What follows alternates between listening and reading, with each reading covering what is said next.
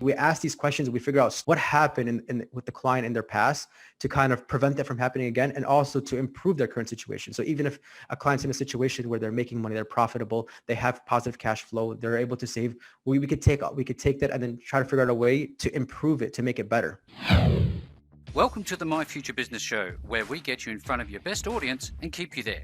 Not only are we interviewing the biggest names in business to help you become even more successful, we're inviting you to book your spot on the show to help you grow your business. So at the end of the call, make sure you fill in the interview application form at myfuturebusiness.com/interviews. Hi, and welcome back to the My Future Business Show. My name's Rick Nusky. Tell you what, I am the luckiest man today because I'm on the line with Sarry Ibrahim. How are you, Sarry? Hey, Rick, thanks for having me on. I'm good. Absolutely, my pleasure to have you here. It's going to be a wonderful conversation, Sarry. We're going to be talking about your bank on yourself concept. We're going to be talking about a lot of the foundational stuff that goes behind this. I've seen a lot of your work on your website, which is at finassetprotection.com. But Sarry, before we do that, it's custom to step back a little bit from the business components and talk about you as an individual, a person away from the business, because after all, businesses are run by people, and I think it's good for context to learn a little bit more about you. Things like where you're located, and do you have any hobbies or pastimes? Do you get into sports and that sort of thing? Would you mind sharing a little bit about yourself with the show? Yeah, absolutely. So I'm from Chicago, Illinois, in the States. I was born and raised here, lived here my whole life. Currently, my wife and I would live in the city on the north side of Chicago. If you know where the Cubs Stadium is, that's where we're at. And I graduated about 5 years ago with my master's degree in business, and I kind of was hooked on business. I've always been interested in business.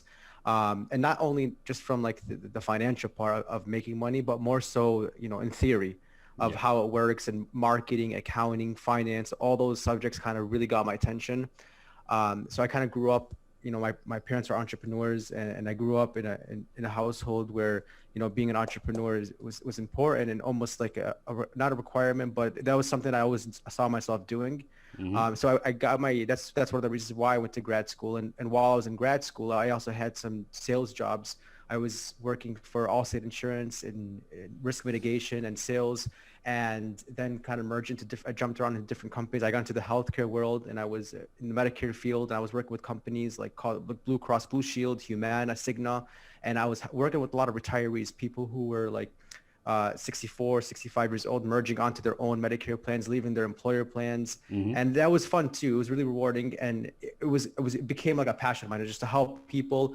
And again, it wasn't necessarily about the money, but it also led me to become like a problem solver, like to think of filling in the gaps for people. And if you were to ask me, like, what's my definition of business, I would say that it's just filling in the gaps for people, and then being compensated to do so. Like you're solving problems. And then I think once I figured that out, it led me to other niches and other markets, such as this concept called the bank on yourself concept, also known as the infinite banking concept. And I talk a lot about this on other podcasts, especially like real estate investing podcasts and entrepreneurship podcasts about entrepreneurship. I talk about this, and it's a concept where you use life insurance, but mainly for the cash benefits, for the living benefits. While you're alive, you get to use this policy to grow, save predictable wealth, regardless of market conditions. I don't know about different places in the world, but this is a concept used in the U.S. and in Canada. And it's pretty much the utilization of cash value, whole life insurance, mainly for the living benefits. So this is what I've been doing now. And then I founded the company Financial Asset Protection. And this is our primary niche, our primary focus now. And that's pretty much where we're at today. Yeah, fantastic. Thank you very much, Sarry, for sharing. If I can, we will be swinging back to this conversation in some detail, but there are some foundational questions. But there's one about, you talked a little bit earlier about your family being entrepreneurs at heart, and you were always exposed around that. Did that have a positive impact on your mindset towards business in general, do you think? Yeah, absolutely. I would always wonder why, my dad would be able to kind of have his own schedule. And I thought that was the case for everyone, and he explained to me it's because he's an entrepreneur, he doesn't have a boss. And then, so I kind of grew up thinking like, I didn't necessarily want to do what he does. He owned, a dealership and a auto financing business. Wasn't necessarily attracted to that, but I was attracted to being an entrepreneur and just having like my own schedule, my own time, and building something on my own, Yeah. with, of course, with partners, with associates, with colleagues. But at the same time, it was about, in my opinion, the structure that I had was eventually it would be something that I had to do. And every time I worked, this is actually the third time I start this business, because the first two times I failed. And that's part of being an entrepreneur, right? Of It's course. failing and getting back up and failing. And that's my favorite part. The failing part is my favorite part, because the first time I failed, I thought I should never go back to entrepreneurship. And then I did it again. And then the third time, now it's working. Yeah, yeah, fantastic.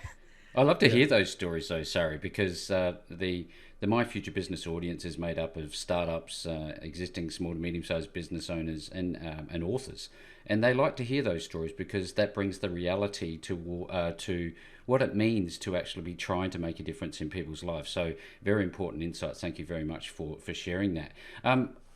In terms of the things I want to cover today, I'd like to go from the very foundation of financial literacy. In your line of work and the way that you work with your clients, I'd love to talk about some of the products that you help people with. But from a very basic level, is having an understanding of finance important as a starting point, do you think? I'm not saying this because I'm in this field, but I think it's the most important. It's the top three or four things that everybody in the world should understand. Everything revolves around money. Money is just a tool. It's just an object that we use to get around, but it's everywhere, and it's required, in every currency, in every place in the world. It's something that people need to understand, and not necessarily about having a lot of money, but understanding how money works. And to your point, financial literacy, that's very important. And this is something, unfortunately, that we don't learn in school. I We wish, should. yeah, yeah, absolutely. Yeah. It's not something that it's not a curriculum per se. It's sort of an inadvertent conversation, isn't it, in our school systems? Yeah, exactly. Instead of, I'm a fan of history and art and all those different subjects, but instead of, prioritizing those subjects that we're never going to probably end up using, we should at a very young age have, here's, economics, here's finance, here's the stock market, at a very, very basic level. It doesn't have to be too intricate, but this is how money works. This is how, there's businesses, small businesses, medium businesses, there's bank accounts, there's interest that you can earn on that money. So just like basic things that I think students should learn at a very young age, and I think that'll impact the economy too if younger people had more financial literacy. Yes, thank you. I sit here and I think to myself, just before the call, you and I just touched on how you were going and how things were in your local area, and there's lots going on in the world right now, and there's a pretty big statement that you make on the bank on yourself concept, is that you can grow safe and predictable wealth regardless of market conditions. And when I read market conditions, it got me to thinking, well, what's happening geopolitically, what's happening politically locally, and what's happening in terms of health globally. Is it still possible, given all of the challenges that we're facing nowadays? It's still possible to have the safe and predictable wealth, the growth, with everything that's going on now in the world, and primarily it's because of the way the policies we use, the way they're structured, and I'll kind of, if you don't mind, I'll kind of take a dive Yeah, into absolutely. what it is exactly. So I came across this book called The Bank on Yourself Revolution by Pamela Yellen. And the book pretty much talks about this concept, the bank on yourself concept, and growing safe, predictable wealth. And pretty much it is using whole life insurance mainly for the living benefits. So for those of you who have no idea what I'm talking about, whole life insurance has two functions or two parts to it. It has the life insurance part, and then it Hmm. has cash value, like a savings account within the policy that you could use. And that cash that you have in the policy grows every year because it gets dividends from the insurance company it's a part of. Yeah. And then so it's growing every year, and you always have access to this money. Now, insurance companies are regulated differently than, financial institutions and banks. They can't invest in speculative investments. They can't invest in the stock market. They can only invest in the bond market. About 60 to 80% of their portfolio is made up in the bond market, and then 20 to 40% is made up in private loans. So in other words, insurance companies have proven track records of safe returns for over 160 years. And especially the companies we work with, they've been around for over 160 years, and they've been paying dividends every year, even during the Great Depression, even during the 2008 market crash Hmm. in the United States, and even through right now with the uncertainties of the pandemic and the elections too of what's going on. in the United States, they are still paying out dividends regardless of those conditions. And it's because they're not invested where everyone else is invested. They're not. So when the stock market goes up and down, and that doesn't reflect the performance of insurance companies. And that's how and why we help clients grow these funds safely and predictably. Right. This is something that actually large corporations and banks use. Their backbones, their safety nets are whole life insurance, and they fund these policies, and they always have liquidity so they can reach into grab that money if they need to, and it grows. So when the stock market crashes and a lot of people lose money, they don't lose money. They have it in whole life insurance. So it's kind of like I know I was talking forever, No, but no, that's no. No, I think it's absolutely important to give some context, Sarry. So thank you very much. In terms of the products that you're offering, when you meet somebody and they're a high net worth individual, does that impact the way that you configure a product for them? Yeah, awesome question. So what we always do is when we meet with clients, we do a financial analysis call. That's a call pretty much where we take a dive into their assets, into where they're currently going, their needs, wants, and then we kind of get a good idea, a good picture of where they want to go. And then from that information that we collect in the financial analysis call, we build out the actual end result product. And it is the infinite banking product or the bank on yourself product specifically designed for that individual and at that time as well. And also it could be for the company. So we have some clients where the company is the owner, and then that reflects the minds and the needs and wants of the executives or the owners of the company. So people who are in charge of the company. And we figured this out during the analysis call. But of course, no two clients are the same. We primarily work with three main insurance companies. We're like brokers to those insurance companies, and each insurance company that we work with has like 10 different products. So it's really hard for us to guess which product and which company and which amounts to fund it would be best for the client, which is why we do the full thorough 60 to 90 minute analysis to kind of figure out exactly like how will this improve them. And it's not necessarily about just simply buying insurance, but how to take them where they're at right now and where they want to go and use it as a tool to bridge them to that need or that want or that goal. Yeah, that's fantastic. This knowledge is very important for when people want to make decisions, and I think you would rely heavily on, I guess, customizing products for your clients, but also data analysis. How important is that data analysis initially, and how do you do that? Yeah, it's the most important piece. It's 70% they're talking at the time. Most of the time, the client's talking because we're asking thorough questions. We're asking questions like, have they had any fluctuations in the income they earn in the last 3 to 5 years? How many current sources of income do they have? How much do they have in assets? Where is it? Is it in high risk, medium risk? What type of financial vehicles do they use? Do they have any real estate investment properties? Are they any income producing properties? So we kind of dig, we figure out with the current cash flow, we figure out current assets, which asset class they're at. And then from there, we kind of identify some problems. If, like, for example, if somebody has a lot of money in the stock market and over the last 10 years, they've seen twists and turns and they don't want to see that happen for the next 10 years. They're kind of tired of those twists and turns of the stock market. We'll base a policy based on that. And then we'll say, Mr. Client, you mentioned that you didn't want the volatility of the stock market anymore. This policy will not have any volatility regardless of what happens, or it might be some situation where somebody's a real estate investor, for example, and they were funding properties, and with all their liquidity, all their cash, they were putting it back into properties, but then they reached a situation where they couldn't borrow anymore from banks because they had some issue in their credit or some issue with their cash flow. And then even though they had the properties paid up in cash, they couldn't refinance them to take money out. And then with whole life insurance, that won't happen. Once you fund it, you always have guaranteed liquidity. You never have to qualify for the loan, so that we can tie that in. So we ask these questions, we figure out stories, what happened with the client in their past to kind of prevent that from happening again, and also to improve their current situation. So even if a client's in a situation where they're making money, they're profitable, they have positive cash flow, they're able to save, we could take that and then try to figure out a way to improve it, to make it better. What about the physical condition of an applicant? Does that have a bearing on this process?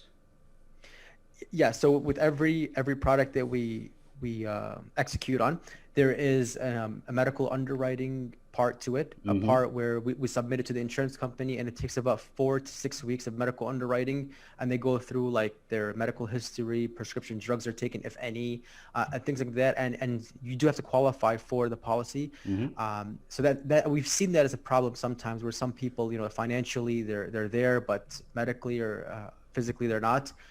There are some solutions to it. We could do other types of products, like for example, annuities. Annuities don't require medical underwriting. We could do that. We could also have it, like for example, if it's two spouses, where the other spouse is the insured, but the other one is the owner of the policy. So there's a lot of ways to kind of get around it. And figure exactly. And this is part also of the financial analysis call. We ask these questions too during the call. To see if we can find other insurable interests, just in case we do hit that obstacle with medical underwriting. Now, one of the things that I always think about is that in this line of work, you must build relationships. It's not transactional. Do you have long-term relationships with the people that you work with?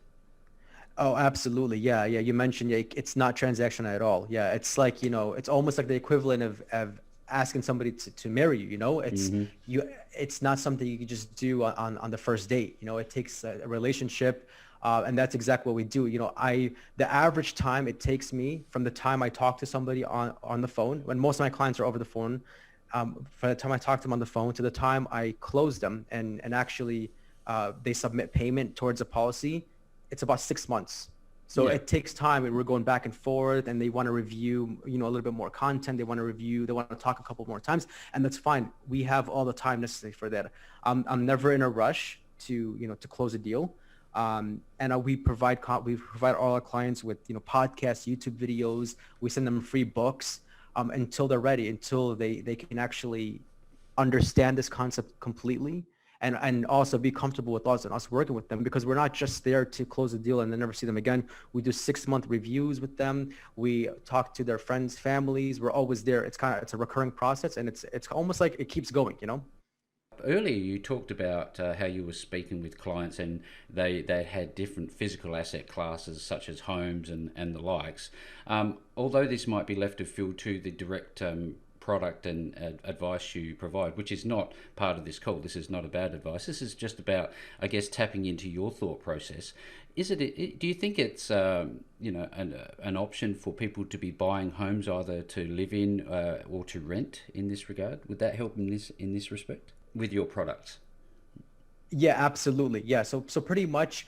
And I mentioned this too with clients. It's not an either or concept. It's not either you're putting money into whole life insurance, or you're putting it into real estate, or you're putting it in other places. Yep. It's a matter of integration. So you're able to integrate it with other areas. So you can fund this policy that we talk about, the whole life policy, and then you could borrow from it and then use that to invest in real estate, or even use to pay down your own mortgage that you have. A lot of different things we could do and kind of maneuver, but it's all about, the understanding the integration. It's not either or. And pretty much, and again, it comes down to the analysis. I keep saying the analysis call. It comes down to that for us to kind of figure out what the client is thinking, And I think too, for the audience and other entrepreneurs, this is an important lesson too. You do better in sales when you and you sell more when you understand the client's mind. This is something that took me a while to figure out, but once I figured it out, it kind of like unlocked a lot more things when you can kind of really understand what the client means as well. So these are just some tips to share. Yeah, thank you. That's very important. It's very relevant to today's call. Again, thank you for sharing. Now, in terms of, I guess, the way that we manage money nowadays, we're seeing a move away from physical cash for the most part to a cashless society. Are you seeing that, and does that have an impact on the numbers on paper for you? Yeah. So one impact that I see this on is, or see this with, is that when we go from physical cash to more digital cash, and that's convenient in a lot of situations. However, it's problematic in the sense of savings. So it's much harder, and in my opinion, I think it's much harder to save when your money is is very easy to access. I think it's very hard to save. And we see this a lot, in the States, like 60%, they did a study, 60% of people in the States in the United States don't even have $1,000 in a bank account. And it's not an income problem. It's a savings problem. It's because people spend too much money. Think about it. You have your debit card or your credit card or some sort of bank app that you could transfer money. You could pay all your bills electronically. It's very easy to spend a lot of money, essentially. And I think that the concept that we use can kind of have a solution to that. It could be a solution to that problem, because when you are funding this policy, a portion of every dollar you put into it is going towards this cash value account, this cash value part of the policy. And then you can borrow from that. But every time you want to borrow from that policy or from that account, you have to fill out a form to the insurance company and then send it to them via via email or fax. Yep. And then it takes about 5 to 7 business days for the funds to actually get into your account, and then you could use those funds. Now, doing that, just adding that extra a couple of steps between you and your money actually increases the likelihood that you're going to save more money. And because your money is sitting somewhere that earns compound interest, the longer that you can have it sit there, the more money you can make on that money. So it's a way to kind of really, it's like a mindset hack. It's almost like a financial hack. Oh, yeah. You figure out a way to keep more of your money because it's sitting somewhere that's earning you more money. Because I'm hearing this, Sarry, and I think to myself, this is about behavior. Not only, it's part of financial literacy is to have a certain behavior and put certain locks and keys and, I guess, barriers in front of you to do exactly what you've just said. But it's also would be an element of coaching for the people you work with. Would that be fair? Yeah, absolutely. It takes discipline to do this, but the good thing about this is that it can create the discipline for you. You can use this as a way to practice savings, and we coach our clients through this. We help them kind of get that growth mindset, the mindset of, thinking like a bank or thinking like a large corporation where you want to retain all your profits, you want to retain your money for as long as you possibly can, and not like the mindset of a consumer where you're just spending. And then once they understand that, then it's almost like the table turns. The clients come, they say, all right, let's do this. Let's move money from here to this account. Let's do one for, my son. Let's do one for my daughter. Let's do one for my spouse. And they take control because they understand it and they believe it. Yeah, absolutely.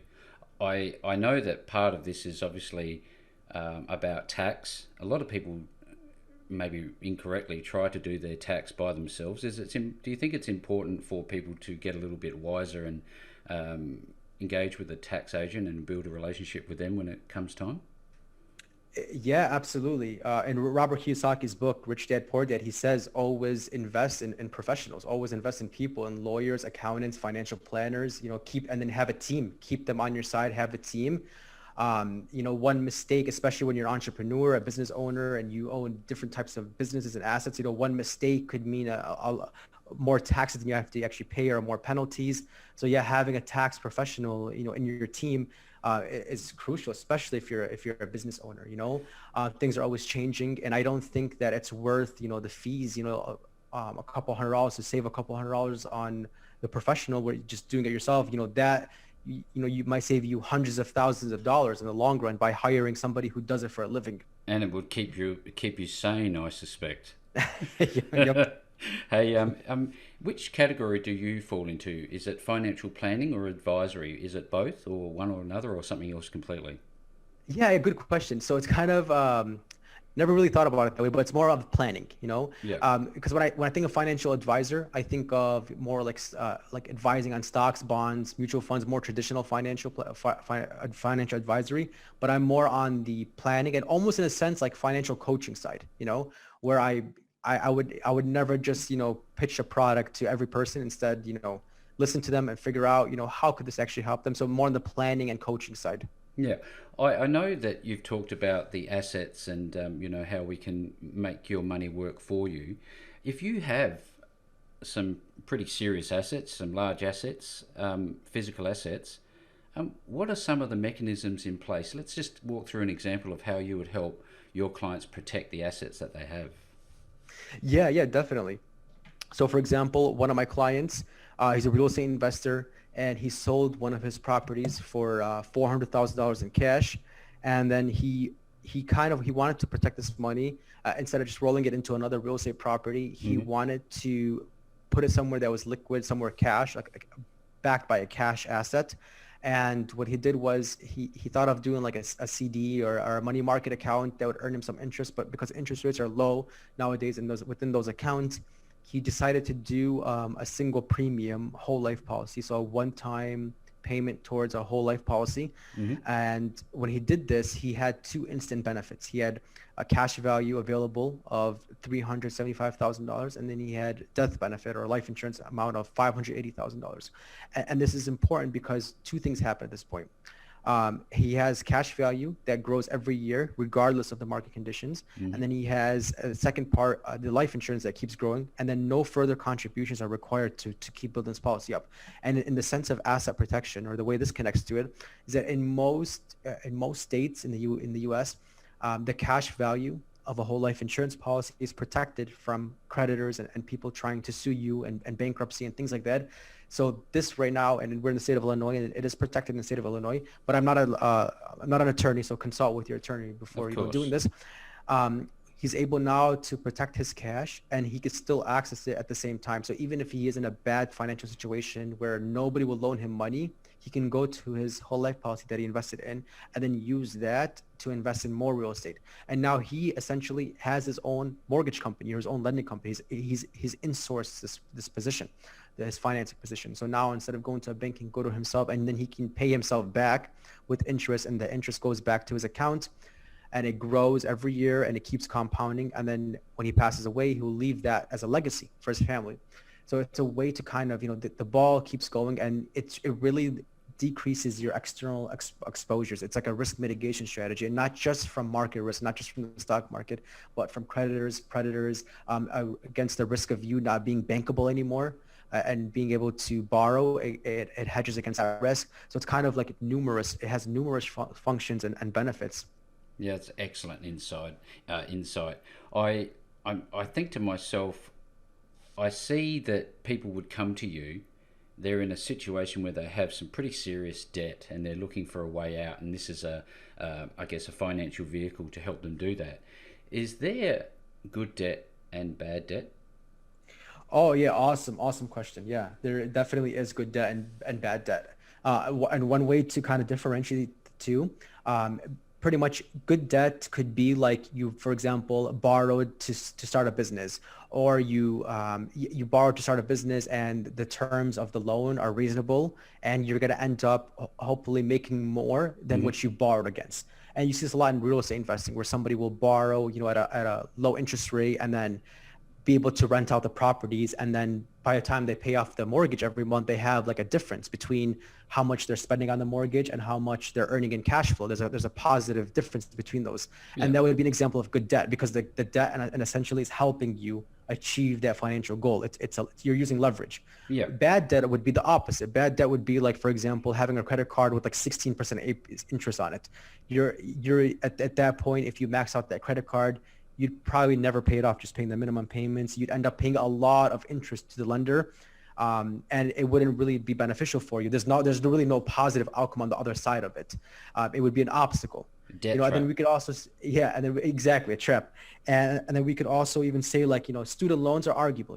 A lot of people, in the United States, that's probably it's rising. It's probably the highest debt. We've reached over $1 trillion in student debt. Wow. However, I still think that, it could be considered good debt, because if you think about it, let's say somebody goes to a medical school or law school, and they spend over $250,000 on student loans, or they rack up that much in student loans, and then they graduate, and then they have to pay that back now, and usually it's at like 3 or 4% interest, and they have to pay it back now, and they have usually their whole lives to pay it back. But how much do you end up making usually as a doctor, or a lawyer, or other professional, or even entrepreneur? How much do you end up making as a result of your education? So I guess it's subjective. It's arguable. Yeah. And it kind of depends on what you do with that debt.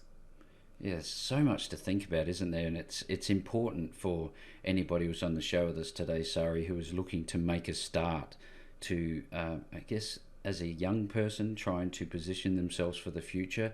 Never is there a time than now to make that start. But when people want to make that start, Sarry, where are they going to go, and what is the process that you are going to take them through? Okay. Yeah. The first step is we have, the introductory call. We get to know each other. And then from there, we have that financial analysis call. and then we do the personalized solution call, and then from there we execute. We figure out how to close it and how to get it to the insurance company and how to get them to their financial goals. That's excellent. So for everybody who's on the call today, if you want to start this process, visit finassetprotection.com. I will be making sure that the links back to Sarry's website and his wonderful team are available to you. No matter where you see this call, hear this call, you will find a link back to Sarry. And Sarry, I've just had such a wonderful time just cracking open the lid a little bit on this this program, this product, Bank on Yourself. It's just been such a great call. Thank you very much for spending some time with me on the My Future Business show today. Thanks, Rick. Thanks for having me on. Thanks for joining us today. If you enjoyed the call, then make sure to subscribe, leave a comment, share us with your friends, and book your spot on the show at myfuturebusiness.com/interviews. And if you're looking for solutions that will help grow your business, then visit myfuturebusiness.com/shop.